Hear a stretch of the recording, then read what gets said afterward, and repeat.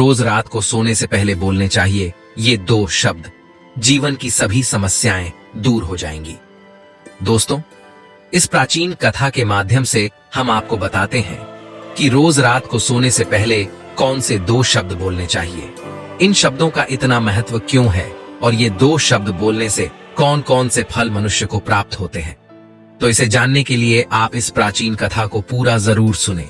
इस कथा को सुनने मात्र से ही मनुष्य के जीवन के सभी कष्ट समाप्त होते हैं। तो चलिए शुरू करते हैं।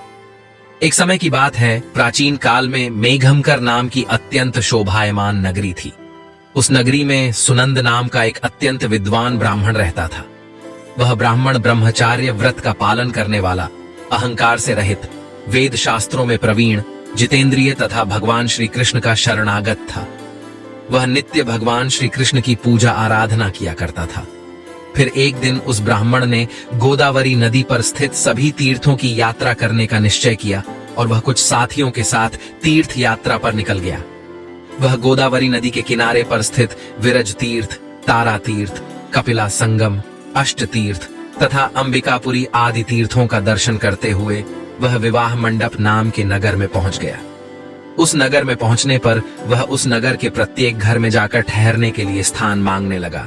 वह प्रत्येक घर पर जाता और लोगों से एक रात में ठहरने के लिए थोड़ी सी जगह मांगता, किंतु उस नगर में रहने वाले किसी भी व्यक्ति ने उस विद्वान ब्राह्मण को ठहरने के लिए स्थान नहीं दिया, जिस कारण से वह बहुत उदास हो गया। फिर वह सुनंद गांव के मुखिया के पास गया और उससे एक रात्रि तक ठहरने के लिए जगह मांगने लगा। तो उस गांव के मुखिया ने बड़ी ही चालाकी से उस ब्राह्मण को एक धर्मशाला दिखा दी और कहा, हे ब्राह्मण देवता, आप और आपके साथी उस धर्मशाला में रुक सकते हैं। मुखिया की बात सुनकर सुनंद को बड़ी प्रसन्नता हुई। वह अपने साथियों के साथ उस धर्मशाला के पास गया तो देखा उस धर्मशाला में कोई नहीं है। वह धर्मशाला वीरान पड़ी है, एक पक्षी भी उस स्थान पर दिखाई नहीं पड़ रहा था। ब्राह्मण ने सोचा, यह जगह तो बहुत ही वीरान है, न कोई मनुष्य है, न कोई पशु है और न कोई पक्षी। अवश्य यह जगह श्रापित होगी, इस जगह पर जरूर कोई बुरी शक्ति का वास है। इतना सोचते हुए वह भगवान का नाम लेते हुए उस धर्मशाला में रहने के लिए चला गया। ब्राह्मण और उसके सभी साथी उस धर्मशाला में रात्रि के लिए सो गए। फिर दूसरे दिन जब वह सुनंद ब्राह्मण उठा तो वहां का दृश्य देखकर उसे बड़ा आश्चर्य हुआ। उसके सभी साथी गायब थे, कहीं पर भी कोई नजर नहीं आ रहा था। उस सुनंद ने चारों ओर देखा, लेकिन उसे कोई भी नजर नहीं आया। उसने आवाज भी लगाई, लेकिन किसी ने कोई जवाब नहीं दिया, जिससे सुनंद बहुत दुखी हो गया। वह सोचने लगा, मेरे साथी अचानक कहां गायब हो गए, कहीं उनके साथ कोई अशुभ घटना तो नहीं घटी। फिर वह सुनंद ब्राह्मण अपने साथियों को खोजने के लिए नगर में चला गया तो रास्ते में उसे वह गांव का मुखिया मिला। जैसे ही मुखिया ने उस सुनंद ब्राह्मण को जीवित देखा तो मुखिया को बड़ा आश्चर्य हुआ और वह मुखिया उस सुनंद के पास आकर बोलने लगा, हे ब्राह्मण देवता, आप अवश्य कोई महात्मा दिखाई पड़ रहे हो। आप दीर्घायु और मनुष्यों में सर्वश्रेष्ठ कोई पवित्र आत्मा हो। वह ब्राह्मण अकेला ही उस धर्मशाला से जीवित बाहर आया था, जिस कारण से मुखिया को लगा ये अवश्य कोई महान व्यक्ति है। इसके पास अवश्य कोई विद्या या फिर कोई महामंत्र है, जिसका जाप करने से यह ब्राह्मण जीवित बाहर आया है। फिर मुखिया ने उस ब्राह्मण से प्रार्थना की और उसे अपने गांव में ठहरने के लिए मनाने लगा। हे ब्राह्मण देवता, जब तक आपके साथी नहीं मिल जाते आप हमारे साथ ही रुकिए, मैं आपकी सेवा करूंगा। ऐसा कहकर उस मुखिया ने उस ब्राह्मण को अपने घर में स्थान दिया और उसकी बड़ी सेवा करने लगा। फिर कुछ दिन बीतने के बाद वह मुखिया उस ब्राह्मण के पास रोता हुआ आ गया और कहने लगा, हे ब्राह्मण देवता, रक्षा करो। कल रात में एक राक्षस ने मेरे पुत्र को चबा लिया है। मेरा पुत्र बड़ा ही गुणवान और भक्तिमान था। उस मुखिया की ऐसी बात सुनकर सुनंद ब्राह्मण ने पूछा, हे भाई, कहाँ है राक्षस? किस प्रकार से उस राक्षस ने तुम्हारे पुत्र का भक्षण किया है? तुम मुझे बताओ, वह राक्षस कहाँ रहता है? मैं अवश्य तुम्हारी सहायता करने का प्रयास करूंगा। वह मुखिया कहने लगा, हे ब्राह्मण देवता, इस नगर के पास जंगल में एक बड़ा भयंकर नरभक्षी राक्षस रहता है। वह रोज रात को आकर इस नगर के मनुष्यों को खा लिया करता था। फिर एक दिन समस्त नगर वासियों ने उस राक्षस से विनती की कि वह इस नगर के लोगों को ना खाएं, हम तुम्हारे लिए भोजन की व्यवस्था कर देते हैं। जो भी लोग बाहर से इस गांव में रुकने के लिए आते हैं उन्हें हम उस धर्मशाला में रुकने को कहेंगे और तुम उन लोगों को खा लेना। उस राक्षस ने हम नगरवासियों की बात मान ली और जो भी रात को उस धर्मशाला में रुकता है तो वह राक्षस उन्हें खा लेता है। हमने अपने नगरवासियों की जान बचाने के लिए ही ऐसा किया। फिर हे ब्राह्मण देवता, आप अपने साथियों के साथ इस नगर में पधारे और हमने आपको उस धर्मशाला में रुकने के लिए कहा ताकि वह राक्षस आपका और आपके साथियों का भक्षण कर सके। किंतु उस राक्षस ने आपको छोड़कर आपके सभी साथियों को खा लिया। कृपया आप मुझे क्षमा करें, मैंने नगरवासियों के प्राण बचाने के लिए ही ऐसा किया। किंतु उस दिन उस राक्षस ने आपको छोड़कर सभी को खा लिया। तभी मैंने जान लिया कि आप कोई सिद्ध पुरुष है, कोई महात्मा है।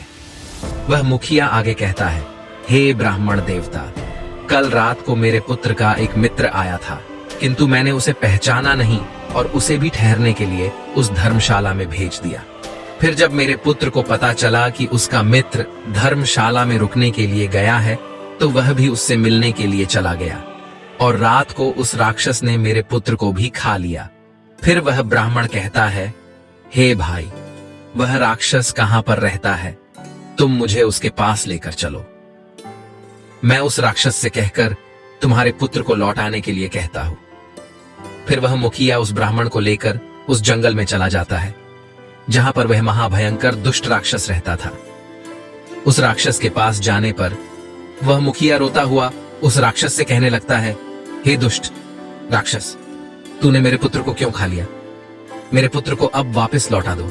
वह राक्षस कहने लगा, हे मनुष्य, तुम्हारा पुत्र भी उस धर्मशाला में था, इसी कारण से वह भी अन्य लोगों के साथ मेरा ग्रास बन गया। मैंने अनजाने में ही तुम्हारे पुत्र का भक्षण कर लिया है।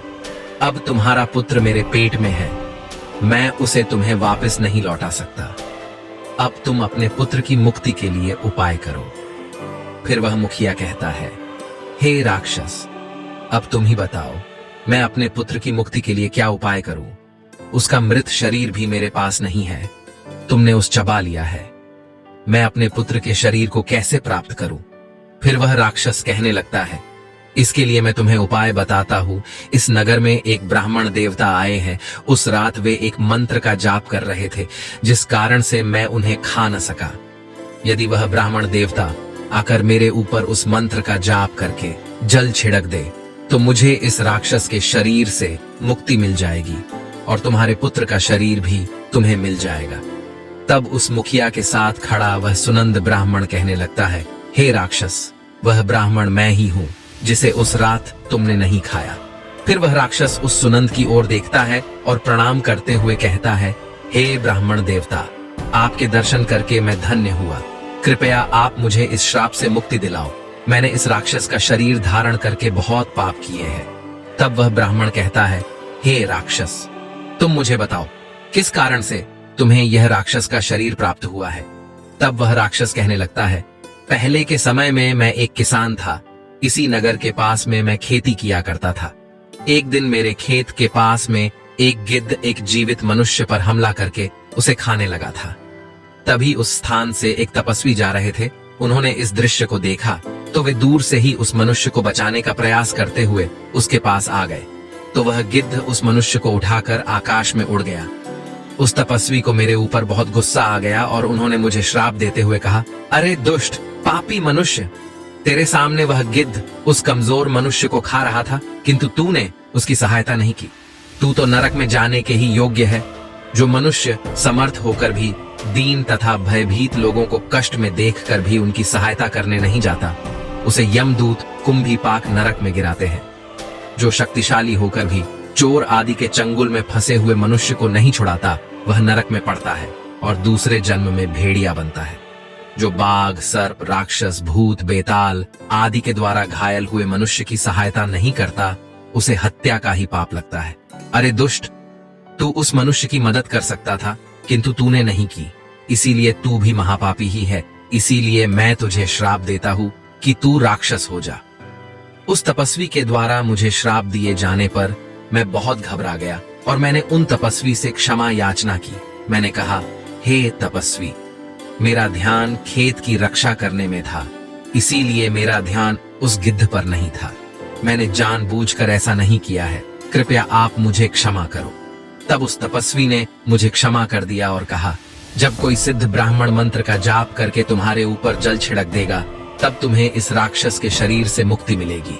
राक्षस के द्वारा इस प्रकार से कहने पर उस ब्राह्मण देवता को सारी बात समझ में आ गई और उस ब्राह्मण देवता ने अपने हाथ में जल लिया और उस दिव्य मंत्र का उच्चारण किया और वह जल उस राक्षस पर छिड़क दिया। शरीर पर जल पड़ते ही वह राक्षस जमीन पर गिर पड़ा और उसका शरीर उसी क्षण नष्ट हो गया और उसके अंदर से सभी मृत लोगों का शरीर बाहर पड़ा। उसमें उस मुखिया के बेटे का भी शरीर था। उस मंत्र के प्रभाव से उस राक्षस को और उसके पेट के अंदर के सभी मनुष्यों को एकदम से मुक्ति मिल गई और सभी दिव्य विमानों में बैठकर विष्णु लोक को जाने लगे। फिर उस मुखिया ने अपने पुत्र को अंतिम विदाई दी और उस ब्राह्मण की ओर देखते हुए उसे प्रणाम करके कहने लगा, हे ब्राह्मण देवता, कृपया आप मुझे बताइए वह कौन सा मंत्र है जिसका आप रोज जाप करते हैं, जिसके प्रभाव से उस दुष्ट राक्षस को भी मुक्ति मिल गई। वह ब्राह्मण कहने लगता है, हे भाई, यह मंत्र मुझे मेरे गुरु के द्वारा प्राप्त हुआ है। जो भी मनुष्य रोज रात को सोने से पहले इस मंत्र का उच्चारण करता है, उसे किसी चीज का भय नहीं रहता, उसके सभी कष्ट समाप्त हो जाते हैं। भूत, प्रेत, राक्षस, चुड़ैल, पिशाच आदि बुरी शक्तियां पास नहीं आती हैं। वह मंत्र इस प्रकार है, हर हर मुकुंदे। मैं रोज रात को सोने से पहले इस मंत्र का उच्चारण करता हूँ। इस मंत्र के उच्चारण से मन को शांति मिलती है, मन से हर प्रकार का भय नष्ट होता है, जीवन की सभी समस्याएं समाप्त हो जाती हैं। जो भी मनुष्य इस मंत्र का रोज रात को उच्चारण करता है, उसे सुख, समृद्धि और धन संपत्ति प्राप्त होती है। जो भी उसकी कामना हो वह पूर्ण हो जाती है। इस मंत्र को सुन लेने मात्र से ही मनुष्य के पाप नष्ट हो जाते हैं। इसका जाप करने से जन्म जन्मों के पाप नष्ट होते हैं। इस प्रकार से उस ब्राह्मण ने उस मुखिया को वह अत्यंत चमत्कारिक मंत्र बताया और फिर वह मुखिया नित्य उस मंत्र का जाप करने लगा। तो दोस्तों, इस प्रकार से इस एक शक्तिशाली मंत्र के उच्चारण से उस ब्राह्मण को वह राक्षस भी खा न सका। इस मंत्र के प्रभाव से उस राक्षस को भी मुक्ति मिल गई। आप भी रोज रात को सोने से पहले इस मंत्र का उच्चारण अवश्य करें। ये कथा आपको कैसी लगी कमेंट करके जरूर बताएं। अगर यह जानकारी आपको अच्छी लगी तो वीडियो को लाइक जरूर करें, कमेंट में जय श्री कृष्ण जरूर लिखें, साथ ही चैनल को सब्सक्राइब करें ताकि ऐसी ही आध्यात्मिक और रहस्यमयी जानकारी आपको प्राप्त हो सके। आप सभी का धन्यवाद।